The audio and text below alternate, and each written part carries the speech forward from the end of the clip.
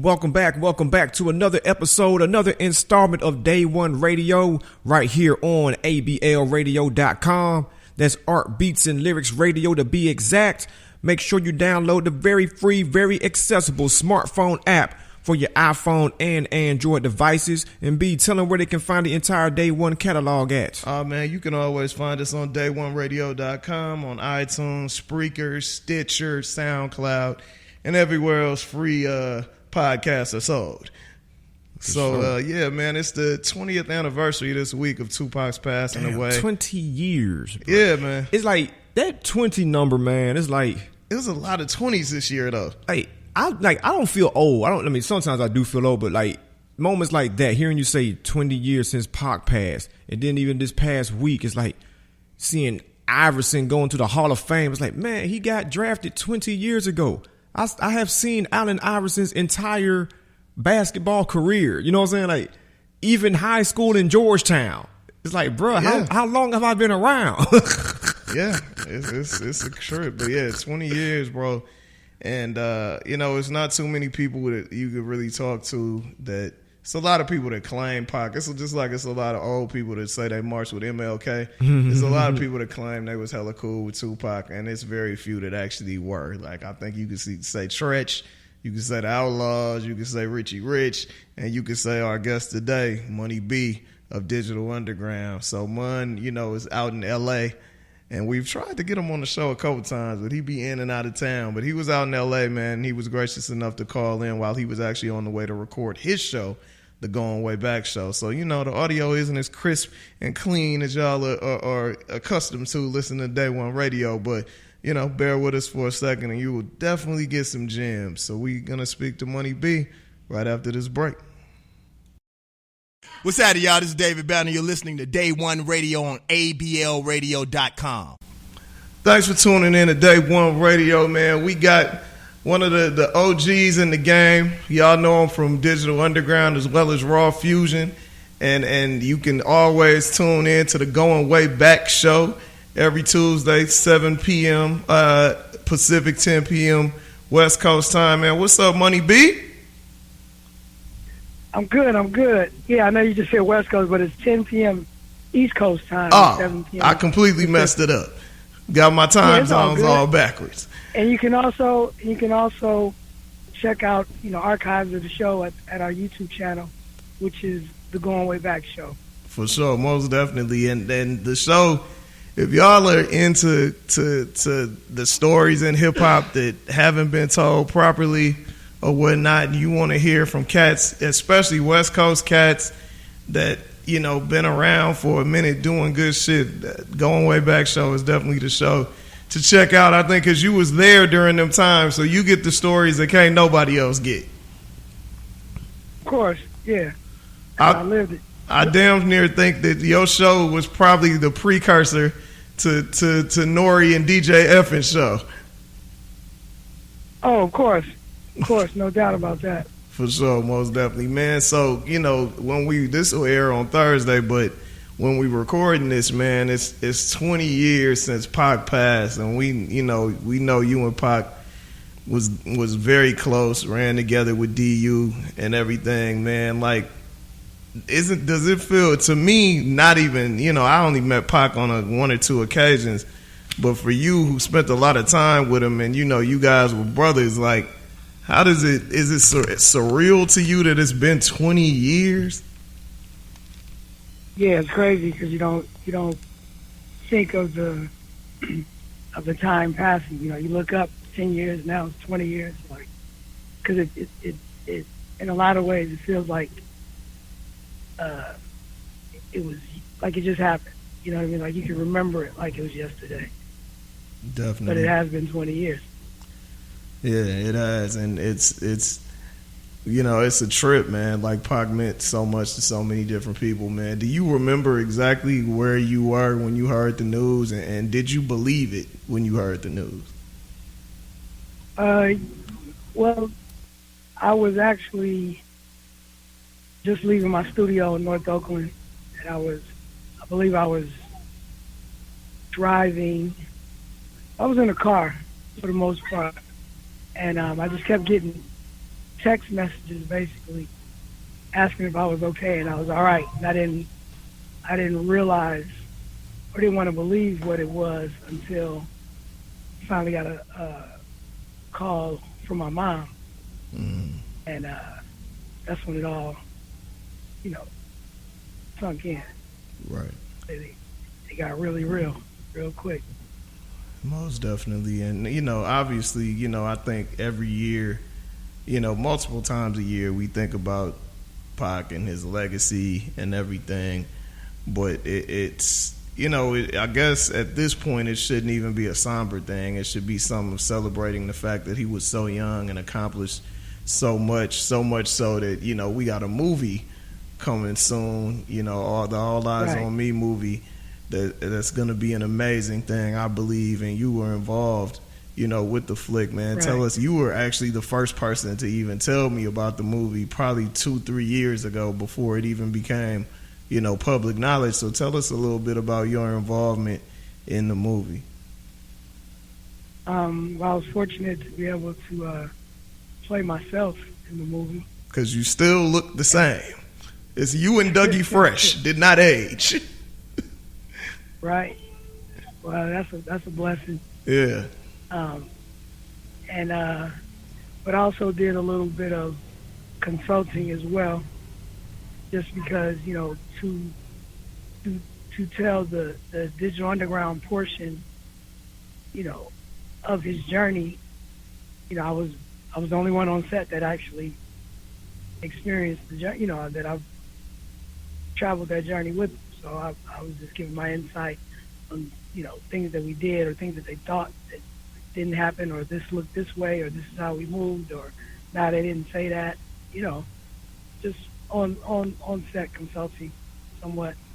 Gotcha. So authenticity, which is, extremely important because people pick stuff apart to the point where, like, man, he had on Jordan 5s in that scene. Them shoes didn't come out till 3 years after. Obviously they will. But I will say, because I see a lot of people saying that, how's LT going to tell the story? He doesn't know it like that. But LT did his research, meaning that, he knew enough to have me on set consulting on the Digital Underground portion. He knew enough to have Edie and Noble from the Outlaws, who were with him throughout the whole Death Row phase. They were on set consulting. He had Watani, one of his former managers, came to set on certain portions. So it's as he would tell it, the story is not a story that's assumed. It's really the story as told by Pac. So the movie was made from Pac's interviews and interviews with people that were in his life. So there's no. Obviously, you make a movie, you gotta put things in to make it exciting or whatever. But I saw a screening of it, and it's pretty powerful. Now, being actually in the movie, like, was it difficult? I guess being a quote unquote actor. I mean, you were being yourself, and you were retelling things that actually happened. But like, what was it like actually having to turn into an actor? Was that a difficult thing, or was this pretty easy to pull off? Well, I kind of, when you think about it, it's like, okay, I got to act like this, but then really you're playing yourself. So no matter what you do, as long as you, I had to just say, hey, I don't really have to act. I can just be me. Right. To an extent, but, and anybody that knows me knows I'm pretty laid back until I decide to get, hyphy. But it was definitely an experience. For sure, most definitely, man. So you had spoke about the Outlaws portion and the Death Row portion of Pac's career, man, and there's a lot of falsehoods out there about how that whole thing transpired, and you and I have talked about that, and Dan Charnas talked about it in his book, The Big Paybacks. But when Pac was already on Interscope, like, for you, how did you feel when you heard, or did he tell you that, hey, I'm about to sign with Suge and then I'm finna sign with Death Row? Nah, because all of that happened while he supposedly that agreement was made while he was locked up. Right. But, my opinion and what's, is believed to be fact is that he was going to get out of jail anyway. So he didn't, people think that Suge got him out of jail or that he needed to sign with Death Row. He didn't have to. He was going to get out. And, he was already on Interscope, and he was already as large, if not larger, than any artist on Death Row. Right. So the only thing he needed or wanted from Death Row is the power, which to do that, in my opinion, was the mistake that eventually led to his early demise. Right. Yeah. Because he would have been just as big as a star without Death Row, I believe. Yeah. But he wanted that power behind him, or whatever you want to call it, to belong to a crew or family, whatever you want to call it, so that he can get back at like Big and Puff, whatever it was that he was going through. And I can't really speak on it because I wasn't there. Like, right. From the time he got out and signed with Death Row, and he was only on Death Row for like 9 months. People think that was a career. Yeah. He was only on Death Row for like 9 months. All of that happened in 9 months. But throughout that whole time, I only seen him physically twice, and we spoke maybe a few other times outside of that on the telephone. I didn't have any involvement, or I was never really around Death Row to tell you how things went, right, within that whole thing. Right. So, man, taking it back a little bit, a lot of people don't know, man, that you and Pac was roomies on the road, man. Right. With DU, like, first of all, without Pac, you got some crazy ass stories about the road, man. Tell us one of the funnier stories that involve you and Pac.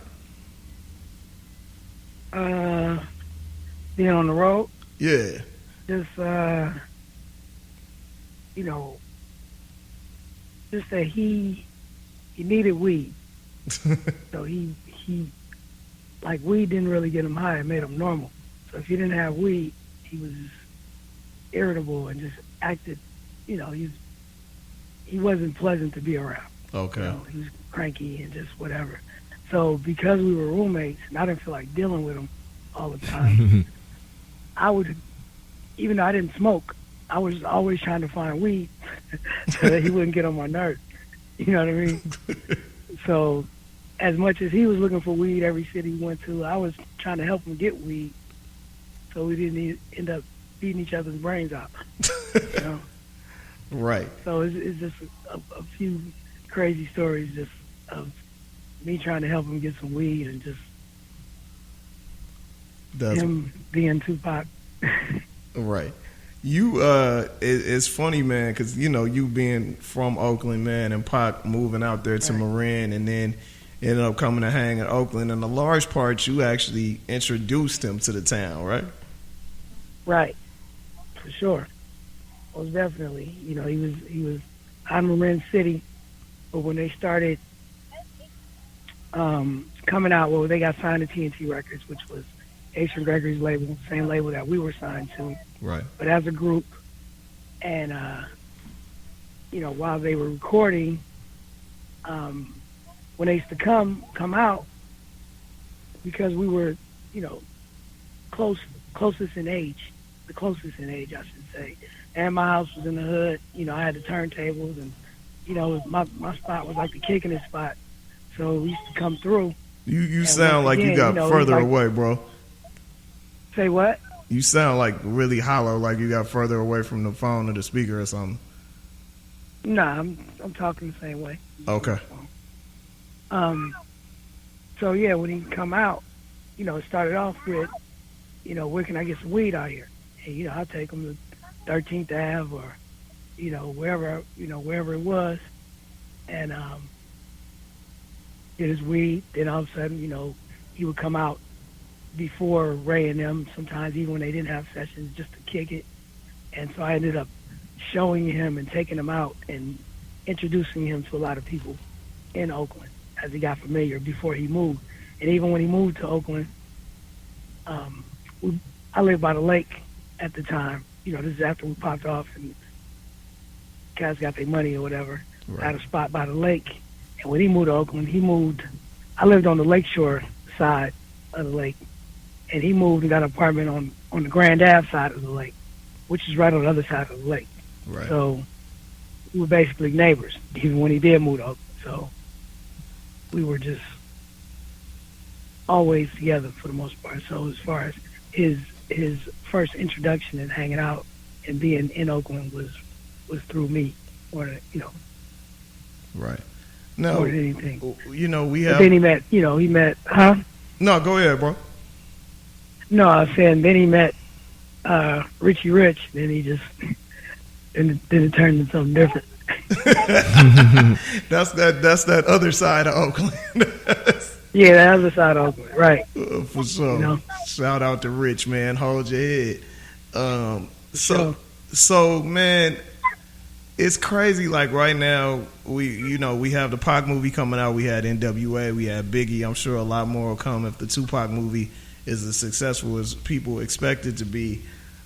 And then you have Unsung telling all of these different things. And you were part of one of the biggest groups of that era. Like, I don't think people understand how huge Digital Underground was for many years, from doing movies to being, I think Sex Packets has to be the first album I ever heard of where a record store opened up on midnight. The first rap album.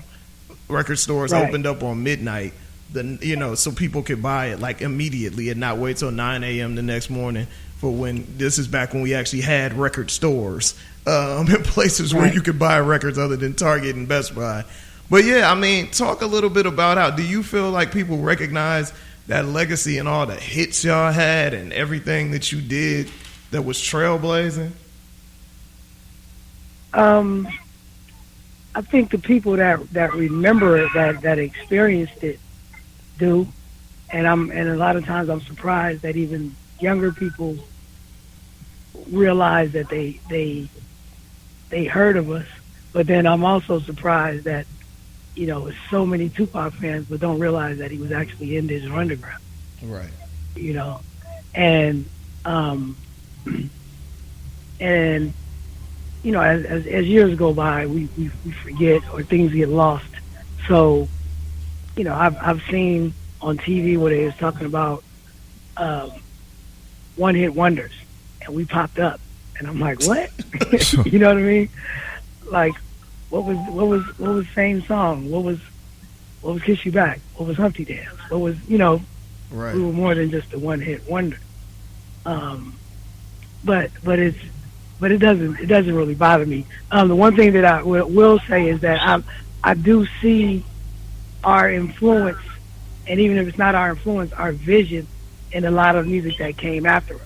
Like, I always I used to talk to Shock and tell him, like, Outkast is what we were before them. You know what I mean? How Andre was like the eclectic, people always say like the weird guy, and Big Boy was kind of like the straight guy or whatever. Right. That was kind of like how me and Shock approached things, or that's how we were or perceived at the time. And then there's other acts that came out, and we were the first people to really, really take funk samples like Parliament, stuff like that, use it in a way that we were accepted into, the Parliament funkadelic community, Right. accepted as one of them, as opposed to just some hip hop guys that are using their music. They were like, we're taking the funk and making new funk, to the point to where George Clinton calls, Shock one of his sons. Right. They have that type of relationship. So, our place in history can it can't be taken away from us. You know what I mean? And I know that we're a part of hip hop history. So, however people want to remember us or don't remember us, I'm fine with it because, I know what we did. For sure. And it's ironic that you brought up the Outkast comparison because we had Ray Murray from Organized Noise on probably like a year ago, and he was talking about how listening to I Get Around was a large influence on, I believe, the single Southern Playalistic, like from the drums and just like the whole vibe of that song. They took that. Yeah, I could hear the drums, definitely. Yeah, most definitely. So it's ironic they said that. Yeah. Speaking of I Get Around, man, it's like I always remember that video. I always had, because like I think the only video that can be compared to that might be Nelly's Tip Drill, just as far as just like the whole party vibe of it. I wanted to know like how much wildness was captured on camera and how much wildness was left off camera. Was it really going down like that, like we saw on camera? Oh man, it was going down. It was so much fun. I think up until that day, shooting a Do What You Like video was probably one of the funnest days that I can remember until we did that video. And then after that was like the funnest day ever. And I knew that if the video showed half the fun we had that day, then it was going to be all right. Because at the time, Pac was upset at Interscope, and he really wasn't. He basically was saying fuck Interscope and fuck everything, as he gets at times, because that album wasn't doing too well at the time, because How If You Hear Me was the first single, right? Which I told him not to put out as his first single, but it was flopping basically, and so he was upset at Interscope. So he's like, man, I'm just doing this shit, whatever. And I was like, well, when you go to edit it, he's like, man, I ain't doing none of that stuff. And I was like, well, if it shows half the fun that we had, it's going to be all right. And it was. So that just goes to show you. Now, as far as behind the scenes, when you're shooting videos, every so often you take breaks, right? Right. It was so many women. And what I later found out is during every break, Pac was taking a different girl, to his little space and doing what he do. That's crazy. Even the one, if you look at the video, the girl that was in the hot tub with him with the little gray bikini thing, he jumped on her too. Figured that. Yeah, he did. He did the thing. Sure. And that's the same girl that was in Pumps in the Bumps video with the horn. Oh, that's crazy. The hip hop facts. Yeah. Zoom, zoom, zoom. And the Rex and Effect. Pump Shaker. Yeah, Pump Shaker. Yeah, Rex and Effect. Yeah, with the horn and at the beach, whatever. Wow. Now I'm gonna have to go back on YouTube and look at both of the videos. Yeah, I believe that's her. That's what I was told. That's wild. And it's funny, man, like I Get Around is one of them songs where it doesn't matter where you are in the world. If you're at a party, I Get Around is going to get played at least once. Right. To this day, it's still a huge song. What do you think about, man, like it's been 20 years, everybody's had conspiracies, yada, yada, yada. What do you think when people still say the Pac is alive? We just had something come out like a week ago with some dude with a Nike hoodie on with a full beard or something that they were saying was Tupac now in 2016. You said, what do I think about this? Yeah, like when people keep saying he alive. It just goes to show you how much we don't want to let go. That we'll grab on anything just with a sliver of chance that he just might be, But that's how beloved he was, that people just, even 20 years later, they still don't want to believe himself, which speaks volumes, to what he was and what he meant to an entire, not just our generation, but many generations. Right. Like being that you was, with him while he was alive, You had your own career going on, and even now today, you kind of playing a role as a hip hop, historian or documentarian with your show.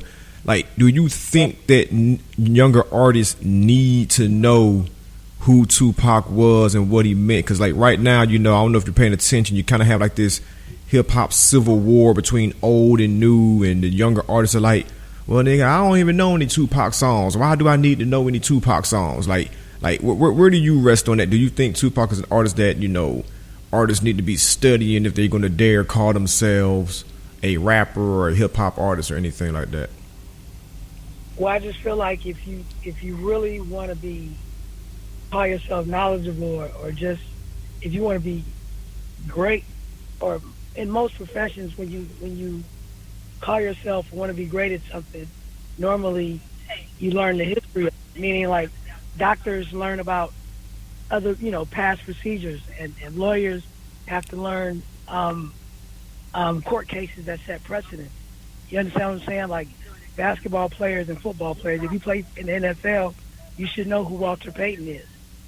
If you tell me you want to be an NBA player but you don't know who Dr. J is, I'm gonna look at you funny. It's just certain things that you should know, and you shouldn't be proud of ignorance. It's understandable if you're 19. If Pac died 20 years ago, it's quite possible that a young 19-year-old might not know who he is, but to say it proudly, like, man, I'm not familiar with him, maybe I should go read up on this person. Yeah. And you can't say he's never heard of Tupac, but for him to say he doesn't know the music, okay, that's I'm not gonna shoot him for it, But when you say you don't, and then you have no desire to want to know what came before you, then I just think that's unfortunate. And then I really respect your opinion on anything, because you don't even know if what you're talking about has already been done before. Very true. That is extremely true, man. As far as the whole civil war between the youth and the new ones and the old ones, I think that us as older artists and people that have been in hip hop for so long, instead of chastising and always saying what they need to do, because all you do is push them further away. It's like your kids. You always getting on their head about something, they'll just start to really break away from you. You know what I mean? Right. Yeah. At some point in trying to get them to understand us, we have to be willing to try to understand them as well. And so, like I said, it's unfortunate when you hear the way that Lil Yachty and some of these young cats are talking, but it is what it is.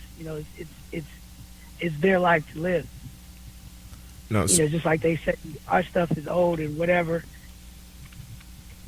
That's the same thing that we said about our parents playing us the Whispers and James Brown or whoever we was. Right. This is our thing. We got our own thing. So they got their own thing. Having to think, now when it comes to lyricism and stuff like that, it's a lot of trash. But if that's all they know, more power to them.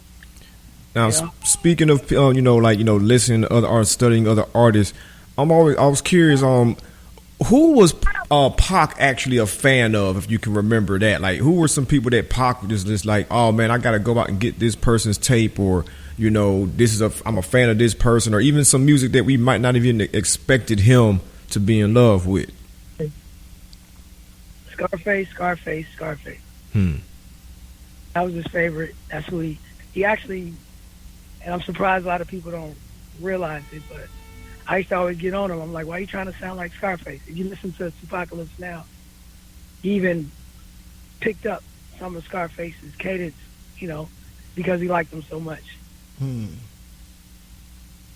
That's wild. Yeah, and I'm listening in my head right now, and I can hear it 100%.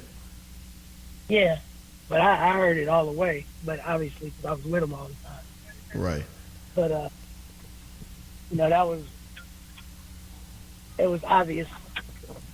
For sure. But yeah, he was a huge fan of Face, and I know he was like when we did our first show we did with the Ghetto Boys. He was fanning out. Never forget it. And I was teasing him about it, but yeah, that was his guy. You know, he listened to other stuff. You know, he listened to all the hip hop at the time. I remember when we took him on his first tour, he actually used to listen to Mariah Carey, which I thought was interesting. Word. For sure.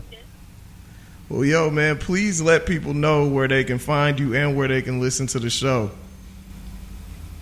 All right. Well, once again, you can find me on Twitter and Instagram at MoneyB69. Always promoting the show, the Going Way Back show, 7 p.m. Pacific, 10 p.m. East Coast, and that's at Z420.tv. You can always check out archives of the show on our YouTube channel, and please subscribe to our YouTube channel, which is the Going Way Back Show. That's TheGoingWayBackshow. The Going Way Back Show with an N, no G. And you know, like the Facebook fan page, Money B, Digital Underground, and look out for the next wave of Digital Underground, which is Money B and Young Hump. Slow Stroking is the new single, Money B and Young Hump. As a matter of fact, I'm gonna send you guys an early copy just so y'all can vibe it. We shot the video a couple of weeks ago. Same vibe as as I Get Around and Do What You Like. We had a blast. So I know the video is gonna be live. We shot it with the Red Dragon camera, 6D. So it's gonna look incredible. Slow Stroke it, Money being Young Hump. For sure, man. Yeah, it is. Most definitely, bro. Yeah, definitely send that over, and we'll definitely play it when you tell us it's time to play it. And next time you in Atlanta, man, we gotta hang out. You gotta come through to the studio so we can really chop it up. There it is. I'm with it. For sure, for sure. Appreciate it, man. Good luck with everything, and we'll talk to you soon. All right, man. Thank you, guys. For sure. Peace. What up, world? It's Rich Medina. You are now in tune to Day One Radio. Bang. Once again, we got to send a major shout out to the homie Money B, you know what I'm saying, stepping in, we're calling in and hollering at us about some Pac history, man. A lot of stuff that folks, it's like you learn something new about Pac every day, it seems, man. Yeah, he did a lot in a very short amount of time, a super short amount of time. Like he knew he didn't have long, so we can imagine what we could get done if we lived life like that all the time. To age 25. Right. It's insane, man. 20 years, though. It don't seem like it's 20 years. We asked Mun, but do you remember where you were when you found out Pac had passed? Yeah, I remember exactly where I was at. I got kicked out of school that day. So, this is just being kicked out and sent home. I just got sent home. Okay. You know what I'm saying? I got sent home that day. So, I was at the house. Yeah, that whole day was just like, I was just on like F everything because I didn't go to work. I was working at Cub Food, so I decided I ain't gonna go to work either. So I was just at home, and I remember like being on the couch, kind of like dozing off, and like Ed Gordon came on the BET News update, and I remember hearing him say Tupac Shakur has passed away at age 25. And I'm thinking, nah, I'm just dozing off. I mean, the whole week you were just kind of like, man, he gonna make it, bro. He gonna make it. You know what I'm saying? So it's like that happened, and then I remember actually finally just waking up and the news came on again. Tupac Shakur has died. I'm like, damn, man, he gone? So then I remember my phone ringing and one of my homeboys called it, man, Pac done died. Saw the Pac done died, man. I'm coming to get you now, man. You know what I'm saying? So he came and got me. We were just riding around listening to Pac all night. And then this is the crazy thing about it. Like, we went to a Blockbuster Music around the corner. And we went in there, asked the dude that was working there, man, like, man, we need all the Tupac stuff you got, man. And he was like, yo, we just got this new thing in, man. We got that Jackie Chan movie soundtrack, that Super Cop. Man, and it got this song on there, made niggas, man. It's the last Tupac song ever. It was like, what? Bet. Give that to us. So here we are. We thinking we got the last Tupac song ever. We just riding all up and down Glenwood and Candler and Covington Highway just on repeat. Motherfucking made niggas. Man, we got the last Pac song ever. And, you know, shit, what 3 months later on them bootleg Machiavelli started flying out, you know what I'm saying? So, like that, I remember, I'm always going to remember that day. Those events happened, you know, that night. Yeah, man. For me, I was at Clark, and me and some of the homies decided to drive up to Payne College. What was y'all looking for at Payne College? Because two of us used to go to Payne. Okay. I don't know why we went. And I know we got there, pulled it, because this is pre everybody having a cell phone and all of that. So we got there, and it was like somber. Like we was like, what's going on? So I was like, man, Pac died. But I want to say, if I'm not mistaken, he died on a Friday, if I'm not mistaken. Yeah, it was on a Friday. Yeah, and dude, and we was just like, damn. And I think we might have went up there to go to a party, and the party was whack, or we didn't even want to wait around, and we literally were there for maybe 20 minutes, hopped back in the car, and drove back to Atlanta. That's a 2-hour drive for those of y'all that don't know. And we played Pac and talked about Pac like the whole way, man. Like, and y'all got to remember, like, at that time, Pac was huge, but like it wasn't the legacy that it is now. Yeah. Like, he was just that crazy ass dude, you know, from the West Coast, talking crazy, but he made great music. And, you know, I've always been a Pac fan, so it kind of, it tripped me out. I was just like, man, this dude, because you didn't think he could die. You thought he was gonna be all right. You know what I mean? Because he got shot. He had got shot before, shot some police, didn't go to jail. Like, you thought he was invincible. Right. At the end of the day, and man, he passed away, and the world has not been the same since, man. Like, and it's amazing how much music and interview, it's still stuff surfacing, like this forgotten interview. We still ain't got Angie Martinez interview. I'm starting to think it don't really exist. Yeah, man, because, you know, she put out the little snippets when she dropped the book, and the rest of it never showed up. I'm like, all right, man, you've been playing with this for 20 years now. You know what I'm saying? Yeah, because I'm like, what damage could it possibly cause at this point? Half the people he was beefing with don't care or are dead. Right. At this point. Like, come on, man. But what's your favorite Pac memory? Pac memory. I mean, I know it's not the, you know, most flattering thing, but, you know, just that image of him rocking that Detroit Red Wings jersey, you know what I'm saying, outside the courtroom. Right. And it's like, when I first saw the image, I didn't know what he was doing. You know what I'm saying? Because, you know, you couldn't just see the pew, pew, pew flying out his mouth. You know what I'm saying? I just thought he was like I thought he was barking or some shit. I was like, man, this nigga crazy, man. You know what I'm saying? This dude is barking at these reporters and these cameramen, man. But then, you know, my mom was like, is that boy spitting on them people? And then you look again like, damn, he's spitting on these folk, bro. You know what I'm saying? So I know it's not the most flattering thing, you know what I'm saying? But it's like, you know, at a time, you know, especially in a day like now, you know what I'm saying? You see so many people, you know, wanting to, you know, be famous and be in front of the camera for the most silliest things, and, you know what I'm saying, doing anything to be seen. Here it is, this dude, you know, he wasn't the most famous rapper at the time yet, I don't believe. Nah. You know what I'm saying? But he's sitting there like, no, F y'all, man. Y'all been dogging me out this whole time. Now you want to be in my face. No, like, y'all can get the hell on. You know what I'm saying? So that was one of my favorite memories of him. Yeah, that was an amazing. I mean, you got to think, bro, like, putting things in perspective, like, we got Bobby Shmurda now just got sentenced to 7 years. Mm-hmm. You know, they arrested Designer the other day, and we have nowadays when cats get arrested, they get low. You know what I mean? You don't really hear about them. They doing their community service. Mm-hmm. They trying to figure it out.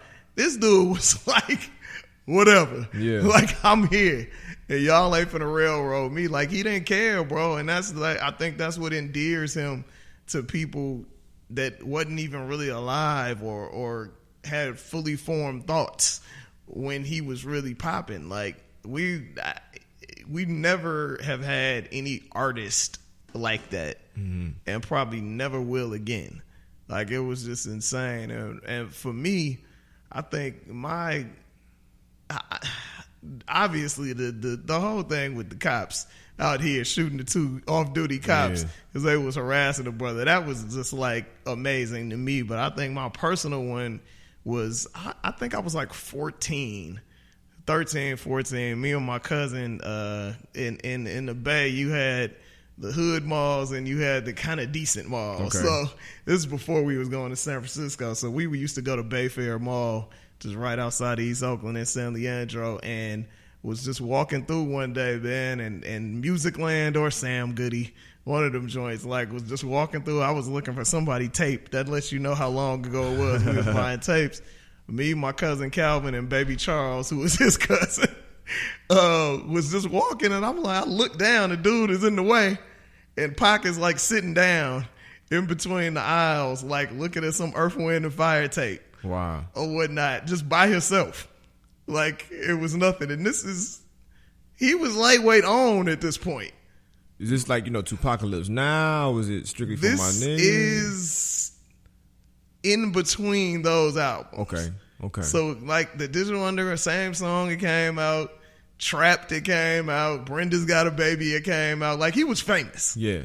And he was in there, especially in the Bay, he was famous because he had been around.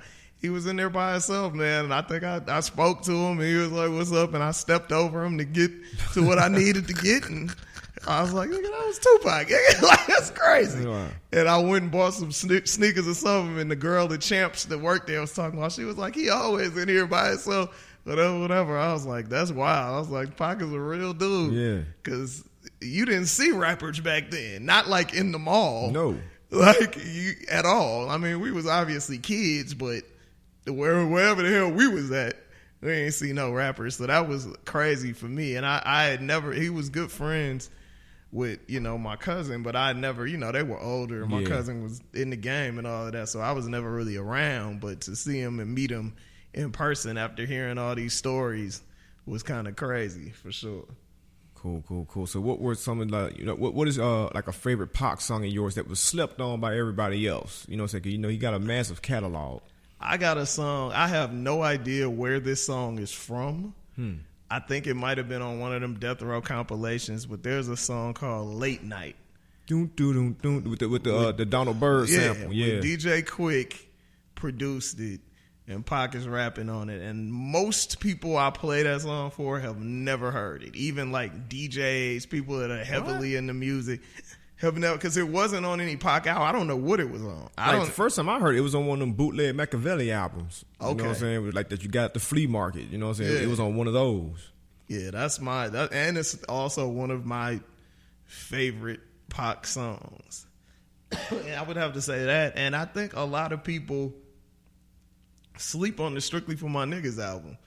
Like, because I think it's so many tracks on there. Yeah.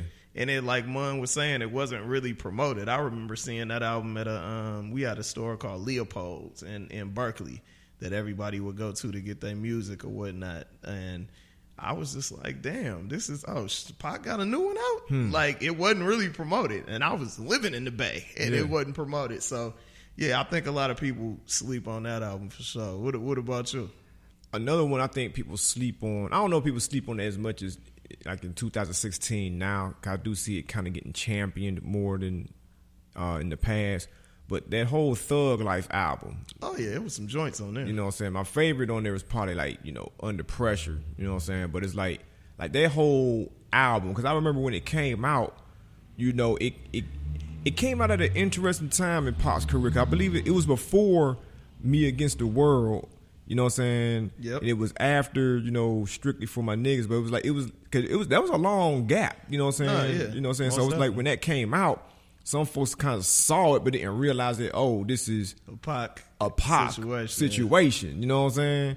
So I remembered all the videos coming on TV, like, How Long Will You Mourn Me, and Cradle to the Grave and all that. And I remember me and my friends being the only ones in school kind of really messing with it. But then it's like word got around, then everybody started gravitating to the last song on there, Straight Ballin', it became everybody's favorite. And that's another song too, man. Like a lot of folks, they know of the song Straight Ballin', but they don't know that it is on a album. They just think it's just some random stray song that just, you know, was thrown out there. Yeah, that was the joint. Pac had so much music, man, that you could honestly play good Pac songs for hours on it, without a doubt, man. The dude work ethic was insane, to the point to where people still tell stories about it 20 years later, right, and how it inspired them to switch up how they recorded. So what I would have to say, like, and I have this debate with people all the time. We probably had this debate on this show. Where do you personally think he ranks with the greatest? You know, that's the thing, man. I don't even rank him anymore. Like, I look at some people, like him and Big in particular, like, I don't even include them on list anymore. You know what I'm saying? Okay. Because, like, I don't really put them on list anymore. Now, I do think this now, though.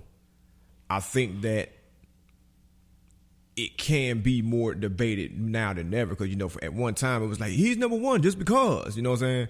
But I think that, you know, we have seen artists come after him that have put out great bodies of work, you know what I'm saying, and push all kind of envelopes, whether it's, you know, Kanye, Jay, like folks like that, you know, where it can be debated. Because at one time it was like, it's pristine, bro. Like, if you ain't putting Biggie above him, he just has to be number one, period. You know what I'm saying? But I do think that pristine number one can be debated now.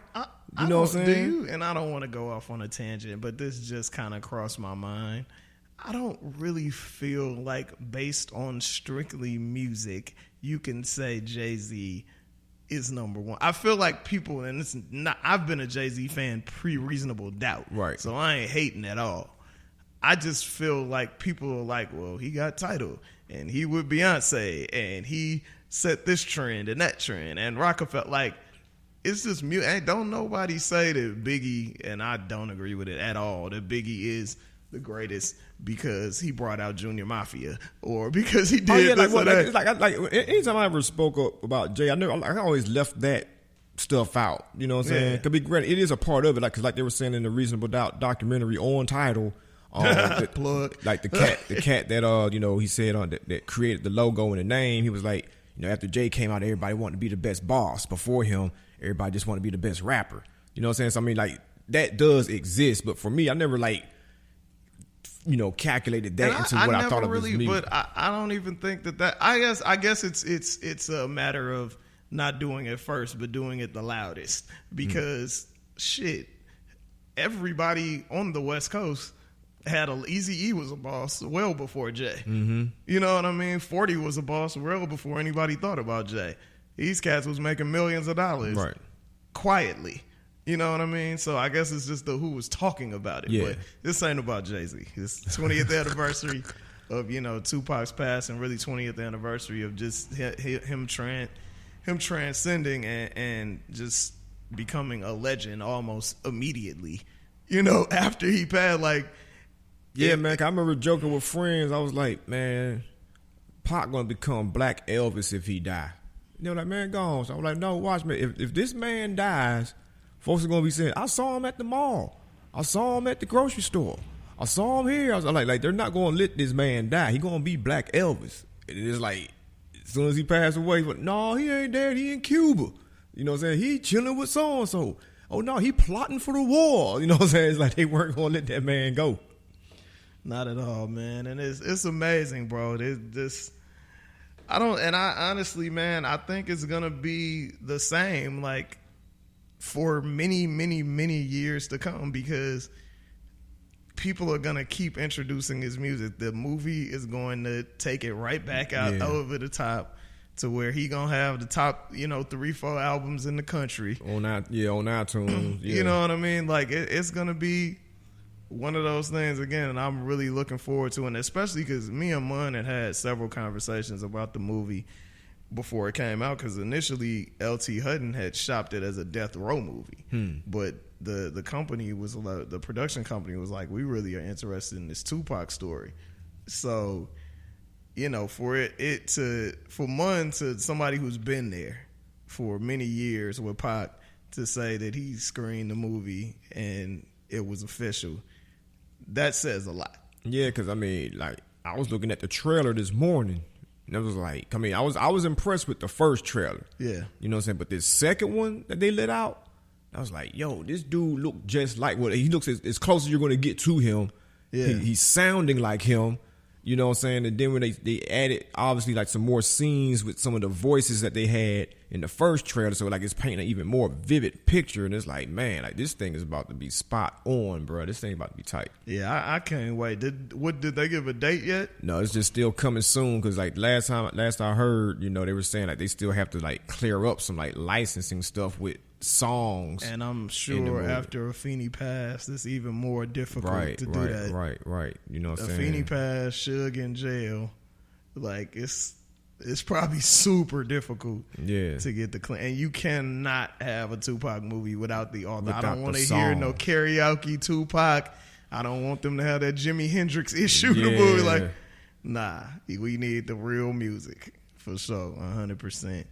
So yeah, man. Before we go, definitely we always got to shout out the family, man. If you're in Charlotte tomorrow, that is Friday, September 16th, make sure y'all hit up the Fillmore to hit up Arts Beats and Lyrics in Charlotte. And if you want to go ahead and RSVP, you just text CLT ABL to 68405. So, man, go in and, it's the 11th year, man. Check out some of the art. Check out some of the artists. I believe Face is performing.